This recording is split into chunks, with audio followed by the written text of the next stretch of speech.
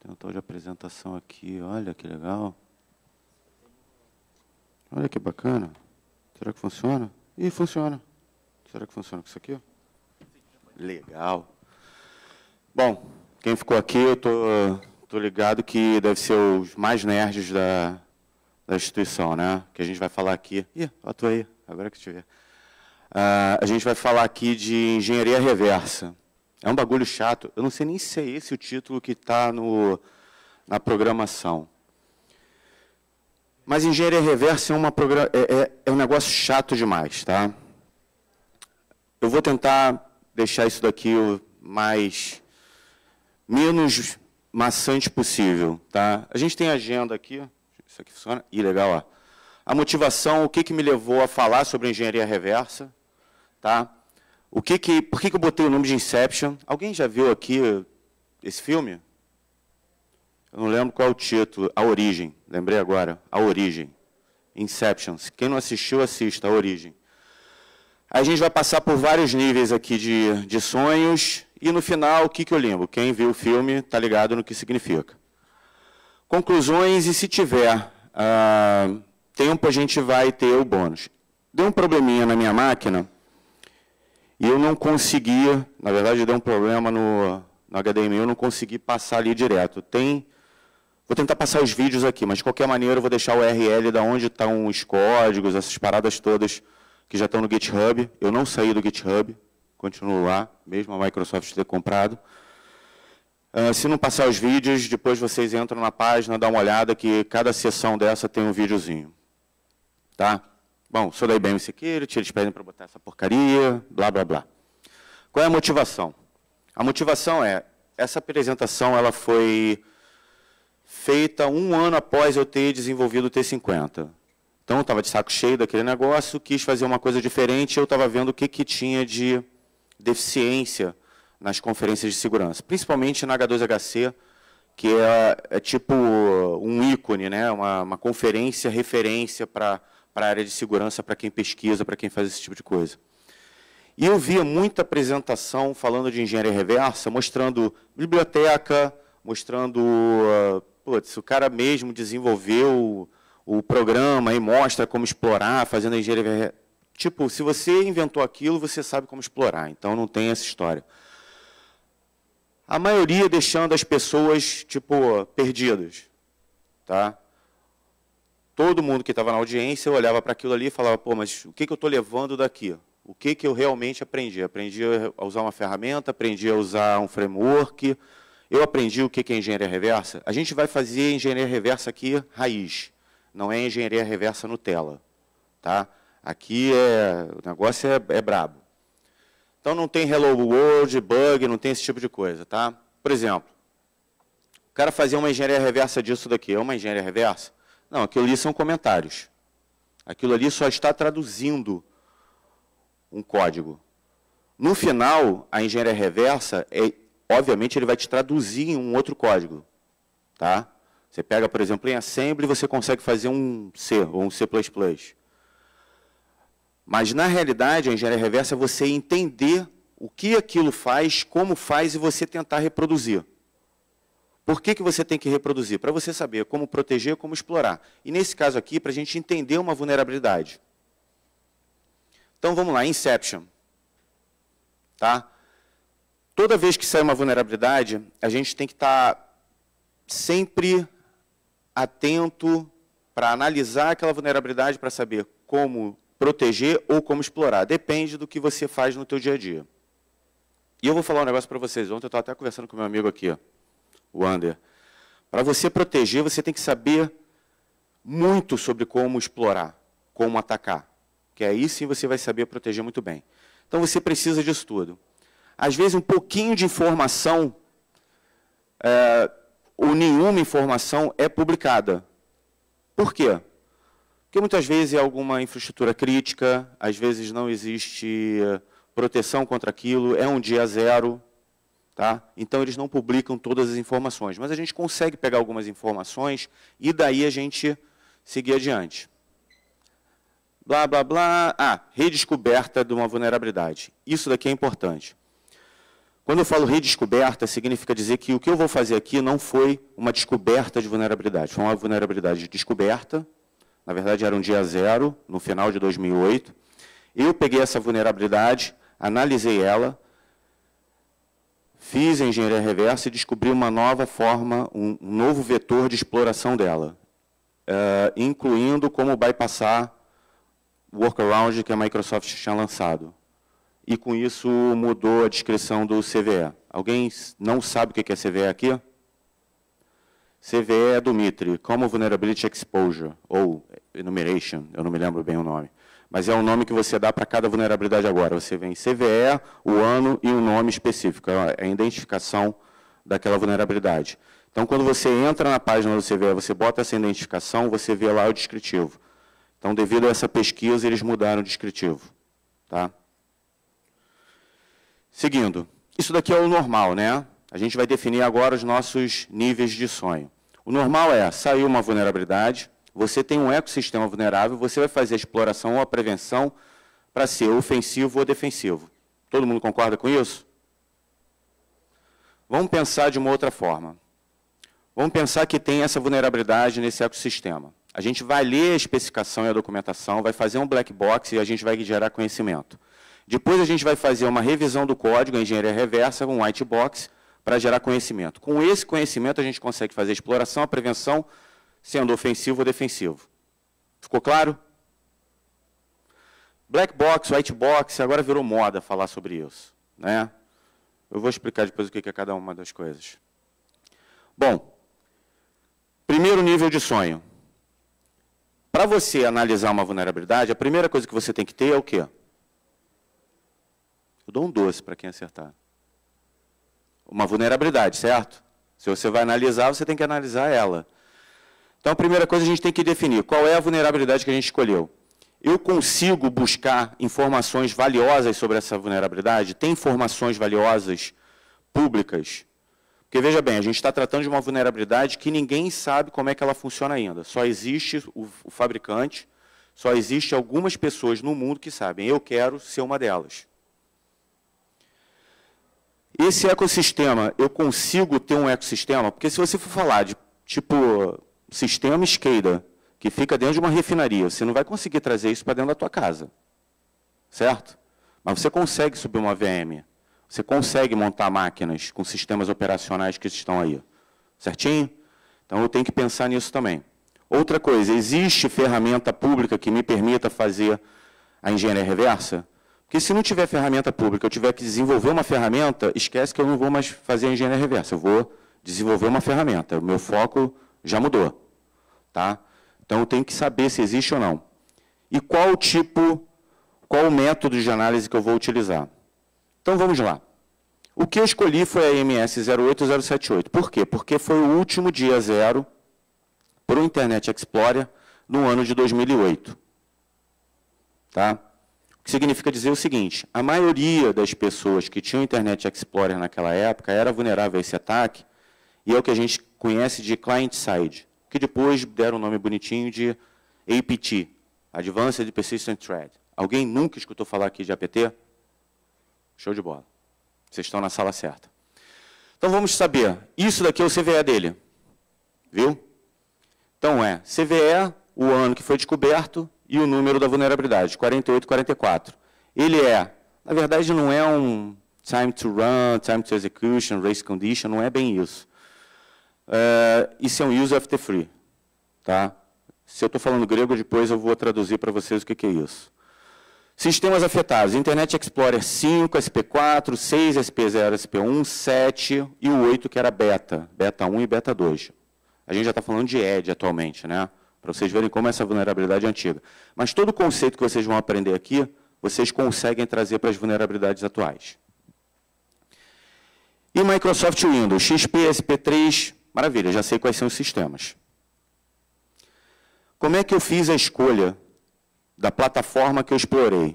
Eu fui fazer uma pesquisa. O Internet Explorer era isso tudo aqui que existia no mercado. É bem maior, certo? E o sistema XP, na época. Tá? Alguém sabe por que o XP era maior? Porque tinham lançado o tal de Vista. Ninguém lembra, né? Só eu que sou velho aqui, né? Só eu que fico entregando a idade. Tá bom. Debugging Tools. Public Tools. Eu tenho Debugging Tools for Windows. É uma coleção de ferramentas que você tem para fazer debugging ou engenharia reversa em sistemas Windows. Tá? Tem, inclusive, o WinDBG, o WinDebugger. Você pode optar pelo OllyDBG ou qualquer outro debugger que você prefira. Eu gosto do WinDBG, porque eu consigo, os outros também, mas eu consigo importar os símbolos e ver as coisas mesmo online. Os outros também permitem fazer isso.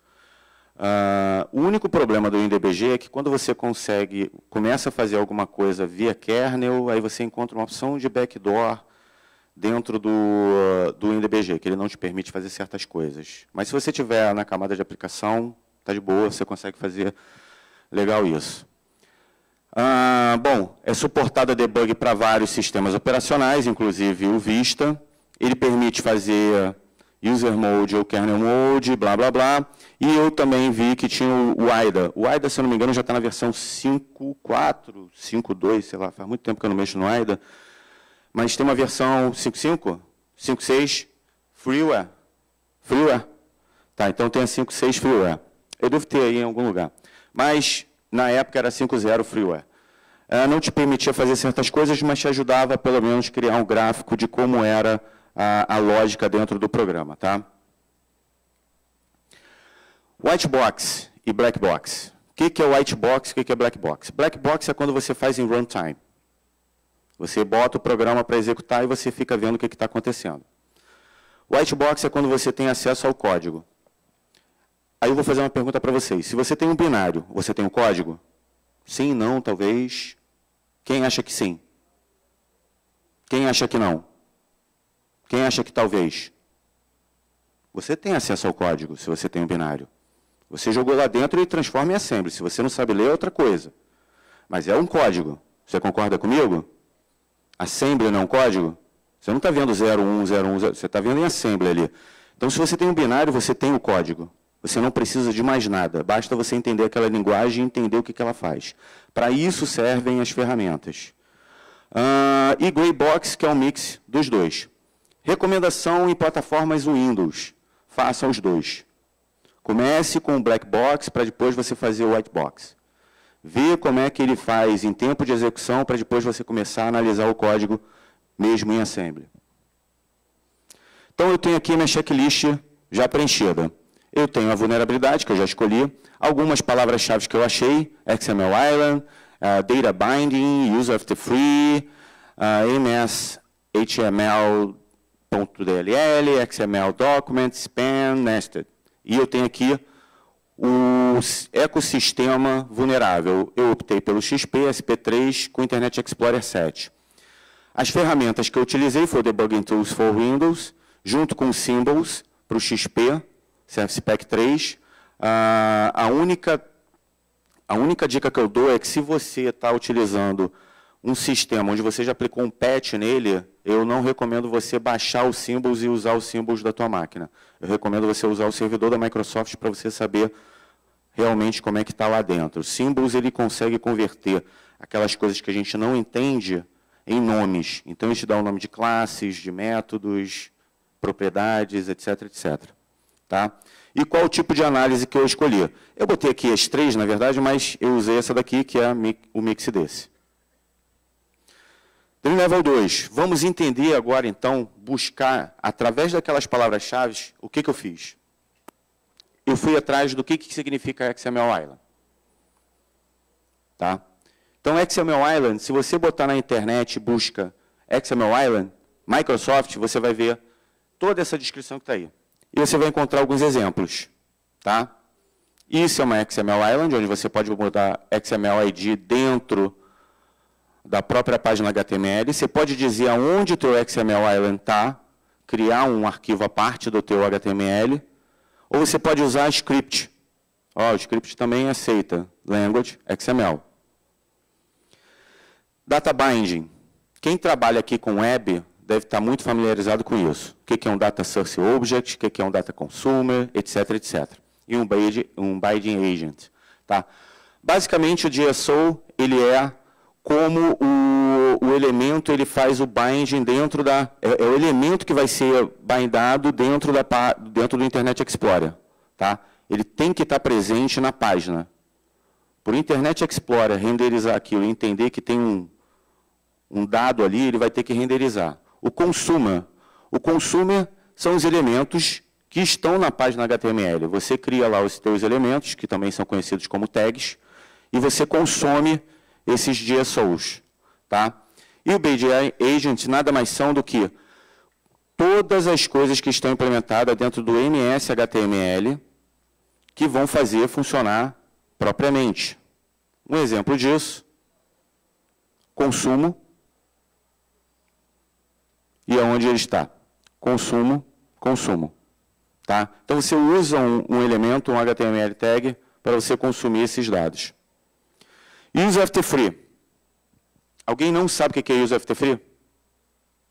Use after free é a coisa mais fácil de você entender.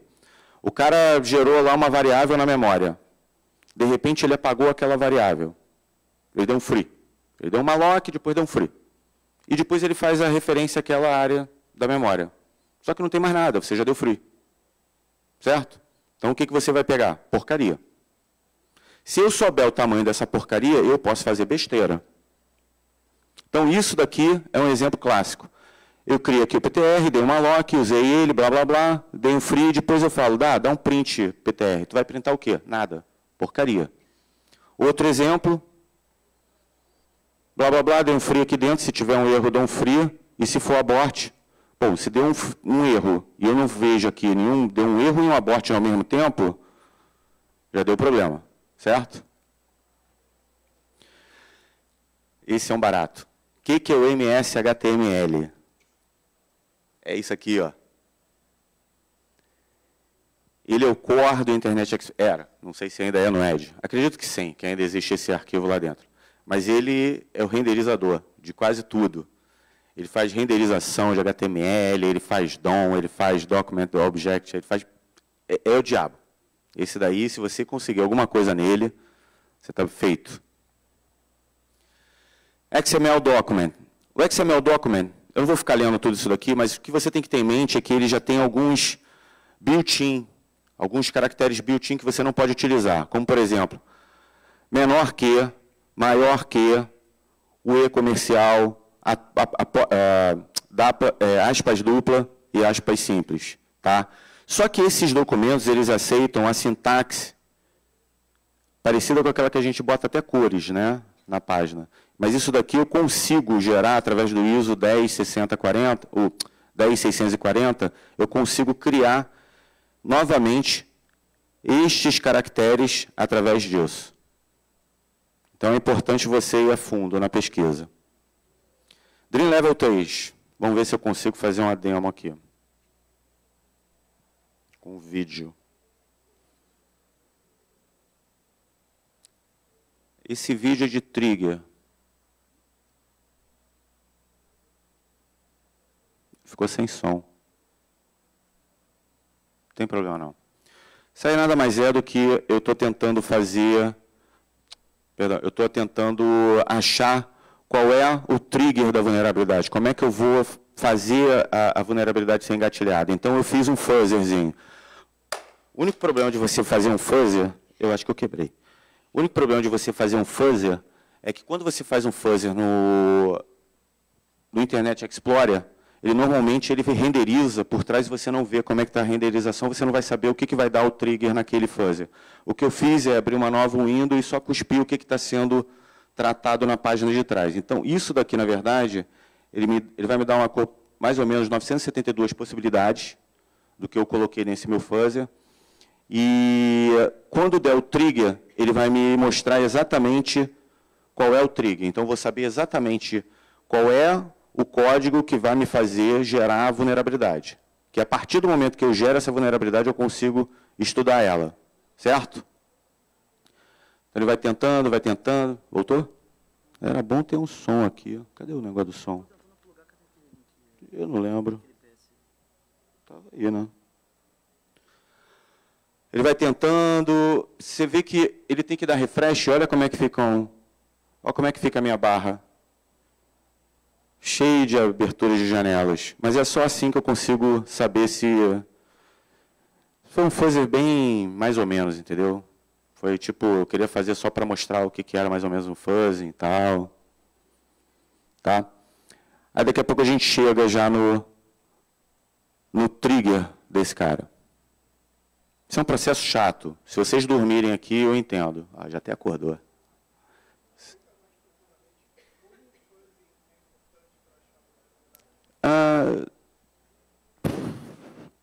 É importante, não é? O fuzzy nada mais é do que um black box. É você ficar injetando coisas e ver se como é que ele...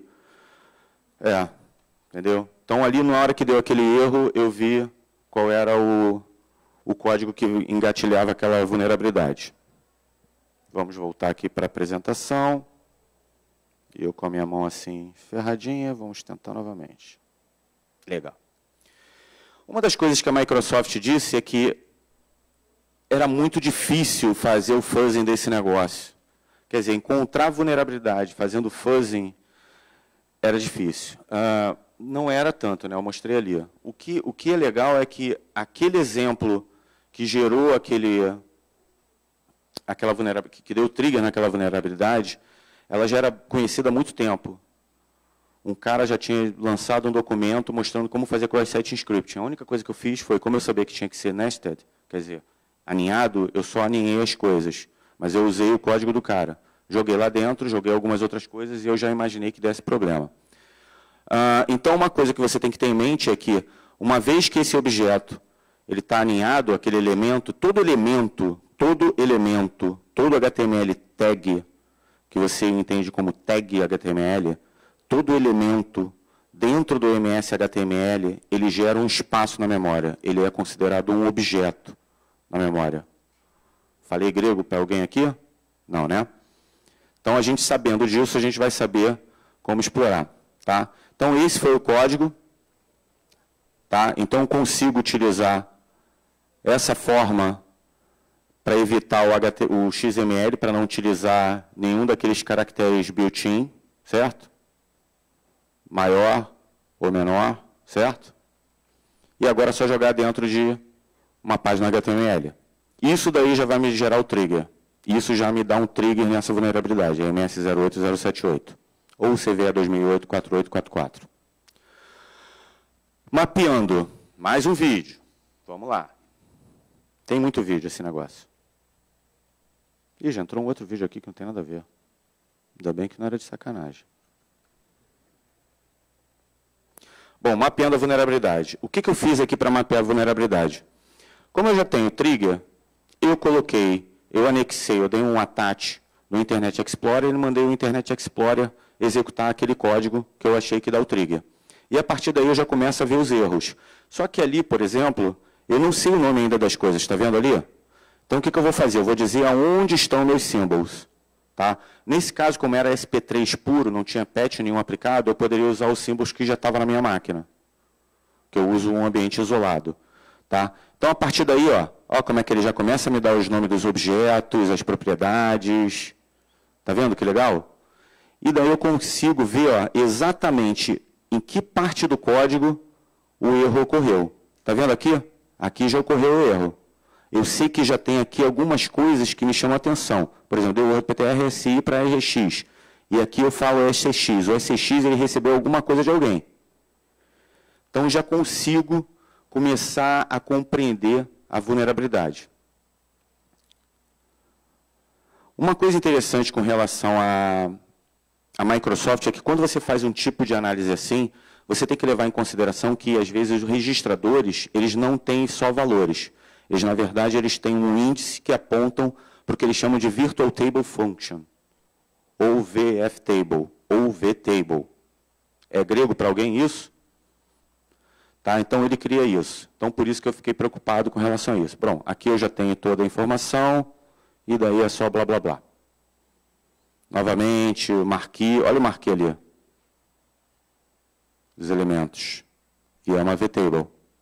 E daí para frente é só você começar a entender o que está acontecendo. Deixa eu ver se tem muito tempo ainda de vídeo. Tem. Deixa eu ver se tem alguma coisa aqui interessante. blá, blá. Não, não tem mais nada de interessante aqui. Vamos adiante. Temos meia hora, eu quero chegar no... Onde é que eu estou? Aqui não, aqui. Quero ver se eu chego no bônus. O bônus é legal. Então, consegui mapear.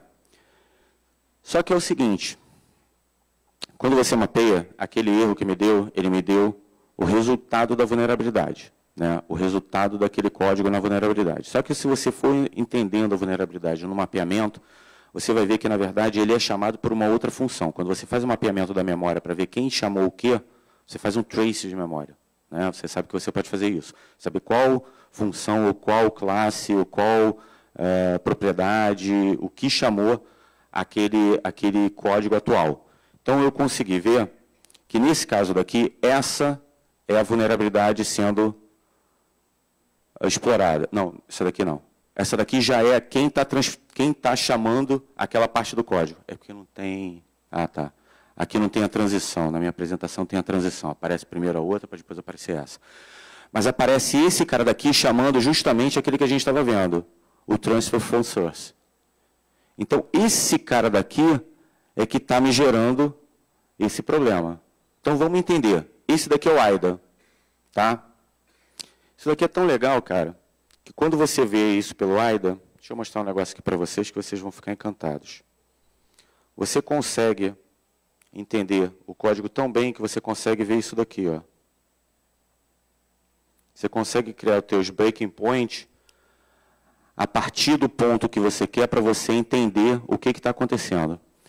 Aquele código ele é tão simples, que o que ele faz, apesar de ser, quando você transforma ele, começa a botar os comentários, ele nada mais faz do que ele pega um objeto e joga dentro de uma matriz.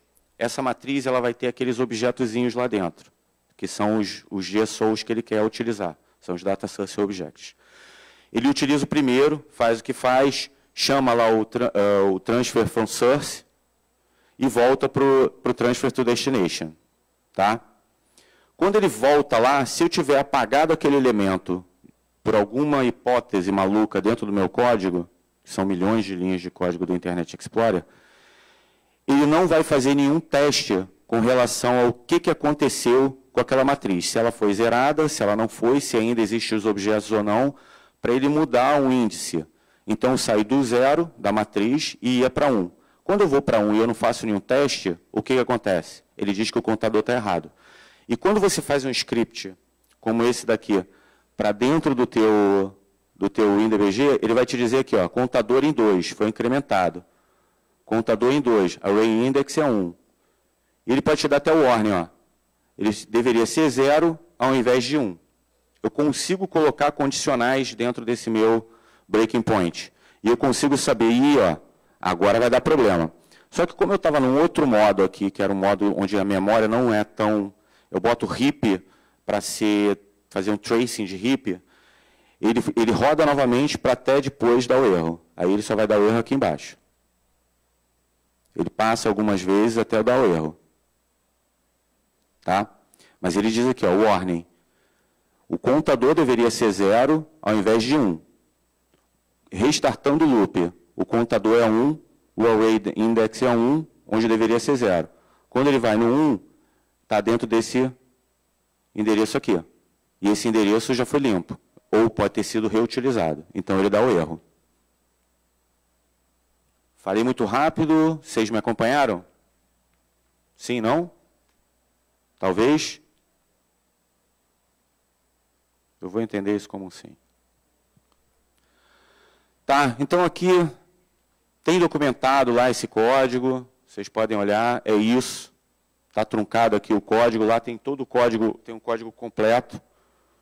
Para mostrar para vocês aqui que tem o código aqui completo. Tá para cima. Ups. E eu apaguei ele. Eu saí dele.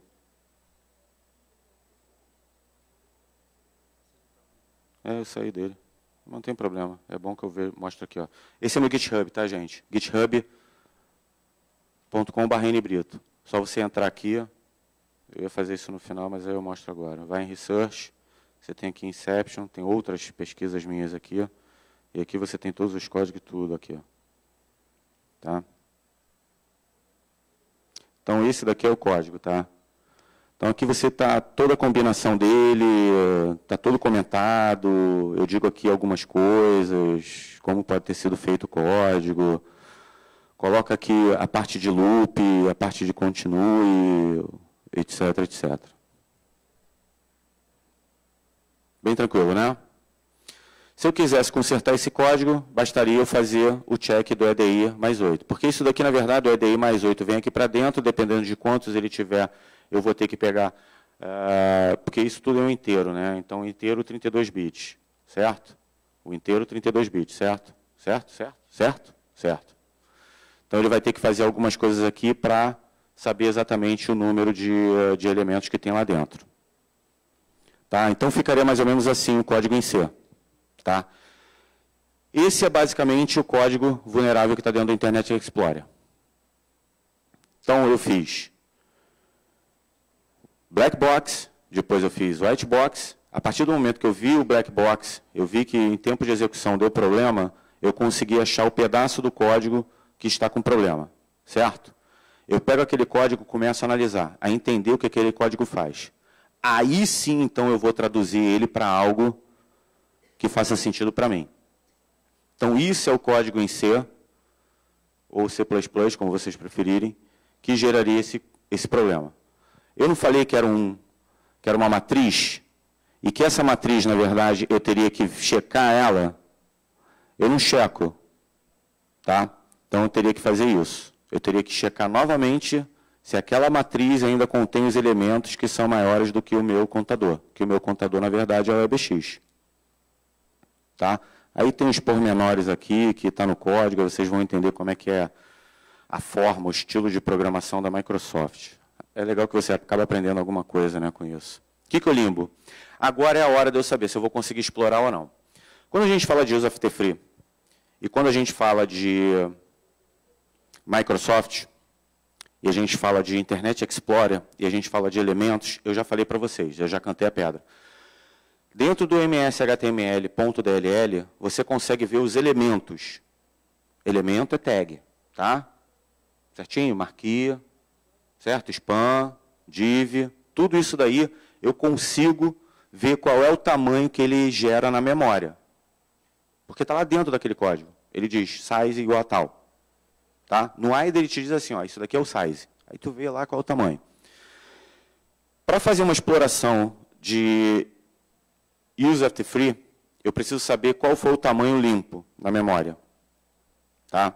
A partir do momento que eu sei qual é esse tamanho, que é esse elemento, ou esse DSO, eu sei exatamente o quanto que eu posso colocar lá dentro para apontar para alguma outra parte.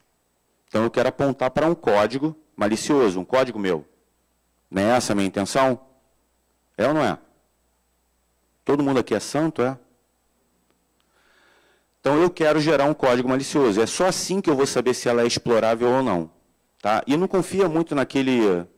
Tem uma DLL da Microsoft que se diz se é explorável ou não. Isso é bullshit, velho. Então, o que você faz? Você, sabendo desse tamanho, você vai tentar acertar esse tamanho. Só que, cara, o Internet Explorer faz uma bagunça na tua RIP. Isso daqui está na RIP. Isso é uma lock. Se isso está na RIP, o que eu tenho que fazer? Para eu saber exatamente o tamanho que eu tenho que colocar lá. Tipo, eu não posso jogar em qualquer lugar. Eu tenho que botar naquele espaço específico. Eu tenho que fazer o que chamam de heap feng shui. Eu tenho que fazer todo o tratamento daquela heap. Tá? Então, eu vou defragmentar ela, vou ocupar ela todinha, depois eu vou abrir um buraco nela do tamanho que eu quero. Que é para ele colocar aquele objeto lá dentro, e eu recolocar ele depois que ele apagar. Faz sentido ou não para vocês? Sim, não, talvez. O que o Nelson está falando? Onde estou? Certo? Quem concorda comigo? Boa, vocês acertaram. Então, eu tenho que saber exatamente qual o tamanho.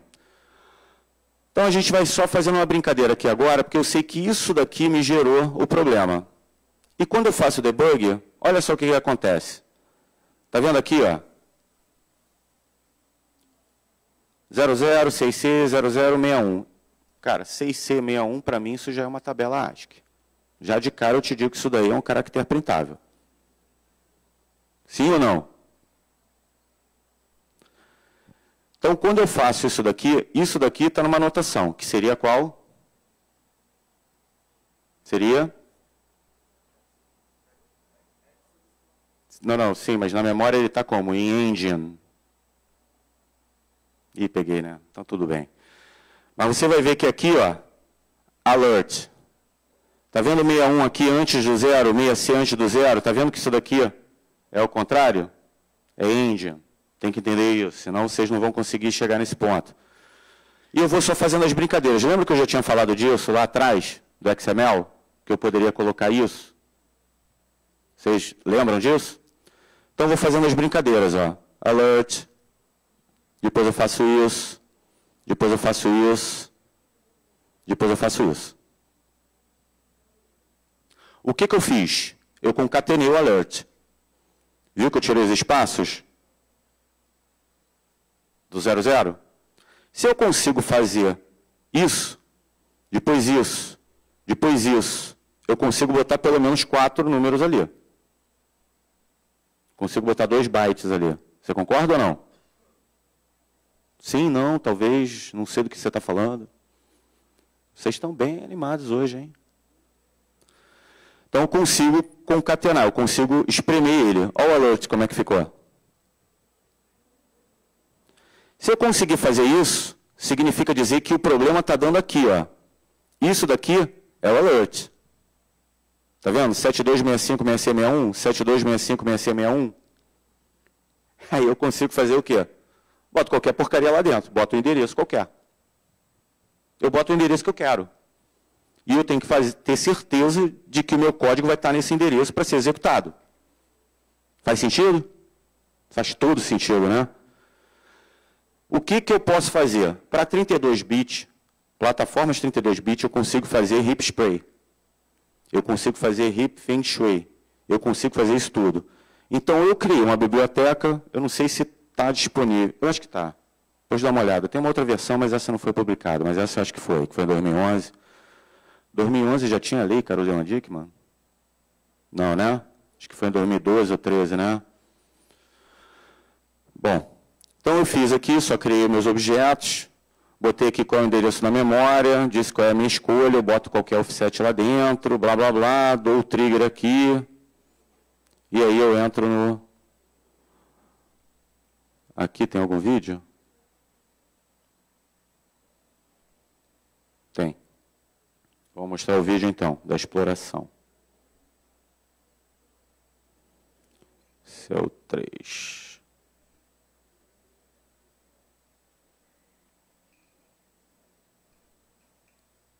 Tinha música.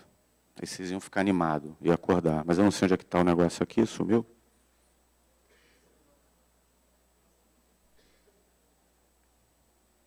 Mas não está saindo nem aqui.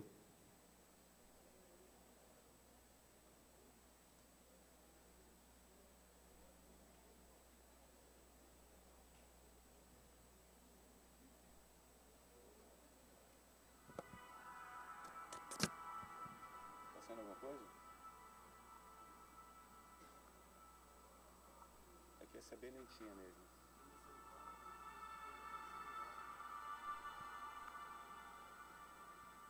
Vocês depois entram lá no site que vocês vão escutar. Ó, aqui eu já começo a criar. Esse não está... Agora que eu aninhei. Aquele não deu problema. Esse agora eu aninhei, coloquei ele lá dentro um do outro, ele vai dar o problema. Bum, deu o problema. Tá?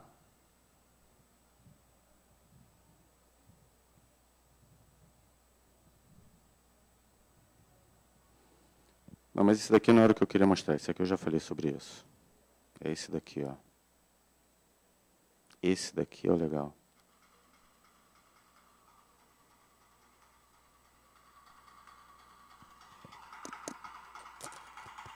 Tá saindo som aí? Tá? Bem baixo, né?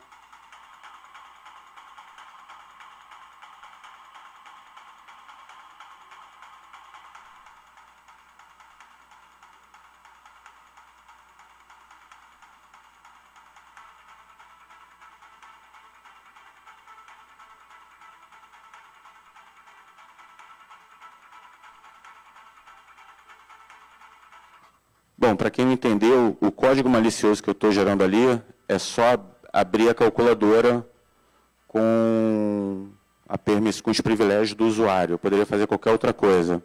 Esse é bem legal, que esse é um exemplo da Microsoft, em que eu não preciso fazer nada, não preciso tratar memória nem nada, é só fazer o spray que eu já sei onde ele vai cair. Aí ele vai, executa e abre a calculadora, mata o Internet Explorer e abre a calculadora. Tá? E essa biblioteca também serviu para o MS09002, que foi o primeiro Zero Day para o Internet Explorer de 2009. Aí a calculadora é aberta. A calculadora, por mais que pareça bobeira, mas a calculadora é o que normalmente os pesquisadores usam para demonstrar que executou um código arbitrário. Tá? Quanto tempo eu tenho? 15 minutos ainda? 15? 20? Nossa, tem tempo pra caramba, então. Então, legal. Eu só criei isso daqui e eu consigo explorar. Que agora até me assustou. Eu não sei se é bem essa biblioteca que eu fiz que está lá disponível. Essa foi a primeira versão, ou a segunda versão, sei lá. Eu já fiz tantas versões, tem uma publicada lá, eu não sei se é essa. Mas é só um JavaScript que você pode criar para montar como é que o seu exploit é. Botar qual é o shellcode, quais são os offsets, etc, etc. Tá? Ele já monta o shellcode, ele não faz nada de bypass de DEP, SLR, nada disso. Ele só faz o hip spray, é só para vocês testarem. É uma bibliotecazinha, está pública. A terceira versão, se eu não me engano, eu queria... Bom, eu tenho que ter tempo para lançar, porque na verdade eu já vou explorar, eu quero explorar também isso através de algumas coisas no Edge. Bom, conclusões. Eu tenho 20 minutos, eu vou dar 10 minutos para se alguém tiver pergunta, senão eu vou para o bônus. Tem tempo, o bônus é 5 minutos, eu mostro o bônus. Vocês podem perguntar qualquer coisa, se alguém quiser perguntar alguma coisa. Mas pelo jeito está todo mundo dormindo ainda. Dúvidas? Dúvidas? Dúvidas? Dúvidas? Dou-lhe uma? Opa!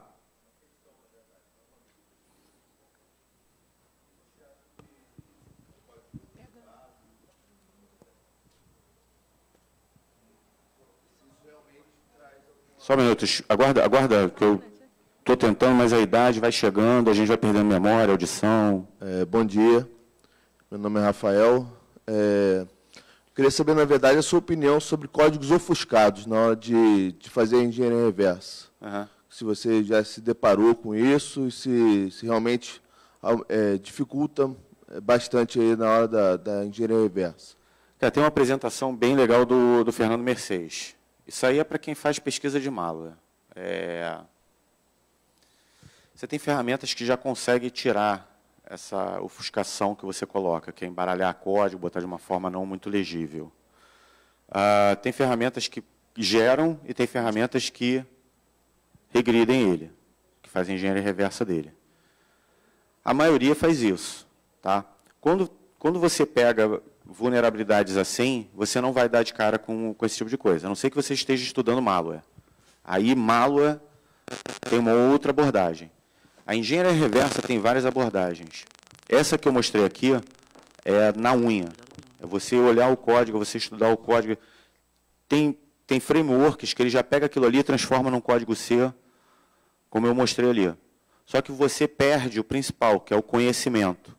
É você botar em prática o teu conhecimento. Tudo que, muitas vezes, quem tem aqui menos de 30 anos? Quem tem menos de 25? Pô, a garotada. Quem está ainda estudando na faculdade? Olha só. Uma das coisas que eu acho legal quando você faz esse tipo de engenharia reversa, que é mais raiz, é que você acaba botando em prática o conhecimento que você absorve. Você tem que saber engines, você tem que saber como é que são os registradores, o que é 32 bits, o que é 16 bits, o que é 8 bits. Você tem que saber tudo, além de estudar outras tecnologias, que tinha tecnologia ali que eu não conhecia. Então, essa era a minha intenção. Existe uma apresentação do Mercedes, que ele já faz já engenharia, eu até brinco com ele, falo que é engenharia reversa Nutella. que é aquilo que você já tem ferramenta para fazer uma opção de coisas, você só tem que interpretar aquilo e botar em prática. Tá? Só que você, se você parte para isso direto, você acaba fazendo um shortcut, você pula várias etapas. Eu acho que isso daqui é o essencial para quando você entra no mundo de segurança da informação, a primeira coisa que você tem que se deparar é: eu estou trabalhando com uma área de informática. Então, a primeira coisa que você tem que dominar é a informática. Mas é de cabo a rabo, é o básico. É saber que o inteiro são 32. Se eu perguntar aqui, endereço IP, eles são 4 octetos ou 32 bits? Vocês me respondem o quê? Pô, dei nó agora? Ambos, né? Certo? O endereço IP são ambos. São 4 octetos e 32 bits. Só que 4 octetos serve para quem? Para você, que é um ser humano. Para a máquina é 32 bits. Entendeu? Então, quando for gerar, por exemplo, quando você vai gerar um endereço randômico, você vai fazer primeiro um char, ou então 1 byte, 1 byte, 1 byte, 1 byte. Não, você vai pegar de 00, 00, 00, 00, 00 até FF, FF, FF, FF. Então, você pode gerar aí nesse meio, você não precisa gerar um por um, entendeu? Então, esse é o que... Isso daqui eu tento trazer um pouco isso, mas tem muito código, maioria malware. Vulnerabilidades, não tem ofuscação. Eu fui até além da tua pergunta, né? Bom, mais alguma pergunta, gente? Estou gostando das perguntas. E hoje eu estou a fim de falar. Parei de fumar, estou sem nicotina no corpo, estou aqui acelerado. Ali, tem um ali, ó. Eu de longe estou... Lembrando que as perguntas aí, tem um brinde aí. Ó, quem faz pergunta ganha brinde, pergunta ganha brinde, gente. Fiquem atentos aí. Eu ia falar que ia ganhar um abraço meu, mas isso não conta muito, então... Tem duas. Aquele lá primeiro, depois o rapaz aqui. Tem lá em cima, aquele menino lá antes. Eu posso falar de menino, né, pô? Esse daqui também eu posso chamar de menino. Você eu posso chamar de menino. Mais duas perguntas, olha que legal. Obrigado, hein? Você que começou com isso, hein?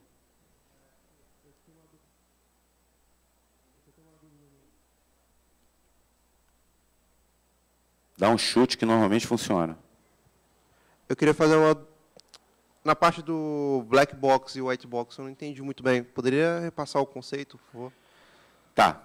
O que é black box? Black box é quando você pega o teu debugger e você anexa aquele processo do Internet Explorer. Quando você anexa esse processo do Internet Explorer, você tem que dizer para o debugger que ele está em execução. Então, você aperta, se não me engano, o F5 ou F2, sei lá. E você coloca ele e você começa a monitorar como é que ele se comporta em tempo de execução. Então, tudo que você faz em tempo de execução, ou quando você injeta um código, um fuzzing, é um black box. Um debugger é um black box. Isso é o black box. Tá? Não tem nada a ver com código, você não está olhando o código. Você vê o código na hora que dá o problema. Ou se você colocar os breaking points. Mas aí já é outra coisa. Pensa no seguinte, tempo de execução, ou você injetar código, isso é um black box. White box é quando você tem acesso ao código. E como eu disse logo no início da apresentação, se você tem um binário, se você tem o binário daquela aplicação, você tem o código-fonte, que está em assembly. Então, você pega aquele código de fonte, aquele código em assembly, e você consegue analisar aquele código. É olhar o código, entender o código, estudar o código. Feito? Entendeu? Tinha um aqui, ó. Microfone.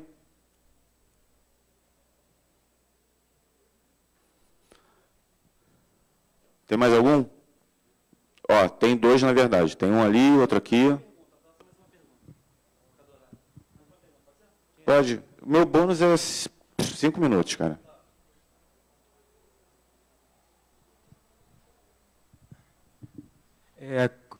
Qual ferramenta você indicaria para um ambiente Unix, por exemplo, para usar para... GDB. GDB? Para essa minha metodologia. Raiz. Aquele negócio sem ser Nutella. Se for Nutella, tem uma opção. E hoje em dia tem o AIDA. O próprio AIDA, hoje em dia, ele saiu do mundo, ele fazia já, o AIDA ele já fazia a engenharia reversa, ele te permitia fazer debugging, e tanto o white box quanto o black box e vice-versa, no ambiente Windows de qualquer plataforma. Hoje em dia você tem multiplataformas onde você pode instalar, inclusive para macOS. E a Security Focus, por exemplo, eu posso usar aquelas fontes de informação para utilizar? SecurityFocus.com? Tipo, você falou do CVE, por exemplo. Tem uma outra base, por exemplo, de... Tem várias. Então, é só usar e também funciona? Se tiver informações válidas, sim. Você tem X-Force Threat Exchange, você tem da Symantec, você tem da Trend, você tem da FireEye. Tem uma opção. O CVE você usa porque quando tem nome. Quando não tem nome, aí você vai e busca qualquer outra coisa. Tinha uma dúvida ali daqui. Beleza? Esse menino aqui, ó. Essa é a última, né? Bom dia. Eu queria perguntar, assim, tendo em vista o que aconteceu esses últimos dias no mundo de segurança da informação, com o lance dos chips lá, botados pela... Aí eu queria perguntar um pouco onde é que fica a fronteira entre engenharia reversa de software e de hardware, e como isso teria a ver nesse sentido desses últimos acontecimentos. De hardware é um pouco mais complexo. Se bem que no hardware, hoje em dia, principalmente quando você fala que o chip tem um backdoor, significa dizer que o software daquele chip tem um backdoor. Tá? A minha questão era se você conseguiria fazer essa ponte descobrindo o backdoor em software para achar. Aqui, na verdade, eu acho que vocês têm até um leitor de flash que vocês puxam todo o firmware deles e conseguem abrir. Você consegue fazer a engenharia reversa do software que está embutido naquele chip, e se você quiser fazer de hardware, aí já é um outro processo. Aí você tem que entender a eletrônica daquele... Quem faz a eletrônica aqui? Aí tem que entender a eletrônica, saber como mapear e reproduzir aquilo. Que normalmente é o que você pega quando você tem aquele esquema. Você constrói olhando o esquema. Quando você não tem esquema, você vai ter que ver aquele circuito e você tentar... Um chip já é uma coisa um pouco mais complexa de você fazer uma engenharia reversa dele, mas é possível também. Mas é outra abordagem. Com relação aos últimos acontecimentos, é o software que roda lá dentro. Tá? Deixa eu ver se eu consigo entrar no bônus aqui. O bônus nada mais é o seguinte, a Microsoft lançou o Workaround e eu fiz um sample ali que bypassa no número 3, que era o principal, que foi o primeiro que eles lançaram, que era de você desabilitar o XML Island. Como eu falei, o XML Island é um dos data sources, né? Então eu posso usar outros data sources. E esses outros data sources bypassavam esse workaround. Quando eu mostrei esse negócio, são esses daqui, ó. Quando eu mostrei isso daqui, ó, tem um vídeo na internet, eu não vou entrar porque não está no vídeo aqui, vai demorar mais, eu quero terminar aqui para não atrasar o evento. Mas tem na minha página lá do GitHub. Você tem esses outros data sources aqui, além do XML Island. Então, se você usar um deles, você consegue fazer também gerar o gatilho para aquela vulnerabilidade. Tá? O código que você usa... Cadê? Não tem o código. Não tem o código aqui? Não tem o código. Mas tem na minha página lá. Então, você usando um desses, você consegue também fazer a geração. Esse cara daqui, por exemplo, eu não preciso saber aonde que ele vai morrer. No Internet Explorer 7, ele já morre nesse endereço sempre. Então, basta eu utilizar isso daqui, jogar um RIP spray até esse endereço, e eu consigo explorar a vulnerabilidade. Tá? Aí tinha um cara da Microsoft...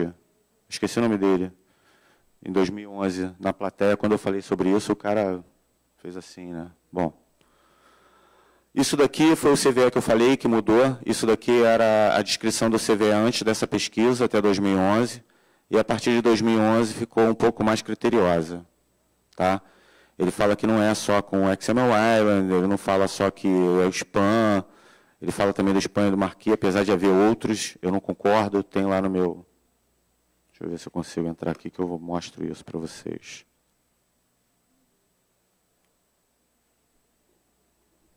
Aqui no final. Esse daqui, não. Aqui eu falo do CVE. Aqui eu mostro o que era o anterior, o que foi modificado e o que eu tinha sugerido. Tá? Porque, na verdade, é usando múltiplos, que a própria Microsoft chama de HTML Bindable Elements. Então, não é só através do span e do nested. Tá? Você tem span, nested, você tem legend, você tem uma opção de HTML que está dentro do Bindable Elements. Se você clicar aqui, aqui tem ó, div, label, field set, my legend, my key e span. E você pode usar ele, inclusive, mixando um com o outro. Você não precisa botar span, span. Você pode botar span, div, div, span. Então, com isso daqui também, você bypassava uma opção de assinaturas de IPS. Os IPS mais top, que eu falava, não, isso aqui é impossível bypassava. Tá? Eu também gostava muito de fazer isso. Deixa eu ver, acho que não tem mais nada não além disso. Aqui eu dou um exemplo ó, de múltiplos, está vendo? Span e div. Tá?